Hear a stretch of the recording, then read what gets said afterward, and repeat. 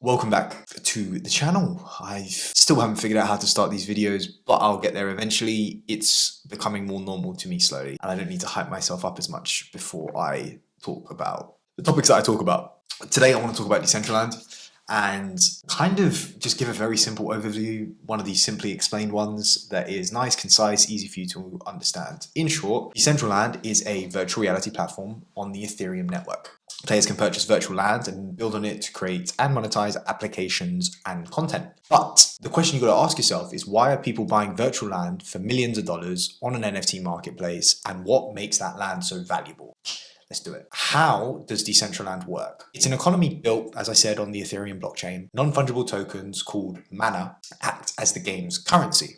There are 43,000 equally sized pieces of land that are owned and traded by players all over the world. Basically, you hop onto a NFT exchange and you purchase them. But all of these have already been bought, so you can't exactly just go and find a unused piece of land.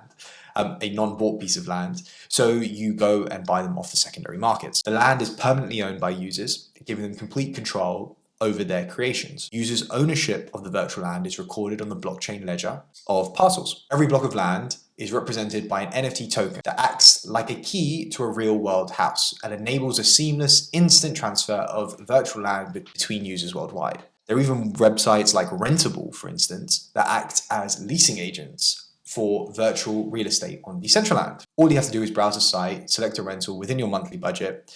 Then there's a security deposit like in the real world. And once you've paid your rent, the land is yours to do with whatever you want to do with it. Build a shopping mall, build an arcade, build a house, who knows? So most people buy Decentraland for some sort of passive income. So how does that work? Like in the real world, investing and growing your property portfolio allows you to make actual money in the metaverse. Some are investing millions of dollars in virtual parcels of land. And I know it's crazy. I know it sounds ridiculous, but stay with me. Landowners, as I said, can control what content and applications exist on their land, ranging from 3D scenes, games, shopping malls, arcades, theme parks. They can use that land to generate passive income in a host of creative ways. And the user that owns the land gets to keep 100% of the profits. So you can generate revenue, for instance, by selling space on a billboard for advertising, and passive income every time someone buys the space. Charging rent for your land, building a virtual museum and charging admission, hosting a virtual event like a club night, digital art festival, casino night, party, actual music festival, deploying a public game or application, creating an NFT gallery and keeping a percentage of the sales profits, and selling merchandise in a virtual store, like a shop front. You can do whatever you like, and there's no real end to the possibilities in Decentraland, because you just have to come up with the idea and it needs to be built inside these virtual realities. So your mind can run as wild as it likes. The question you've got to ask yourself is, why is the land so valuable? How can the users be sure that the video game creators just won't create more land or reduce the value of the land? It kind of sucks when that happens.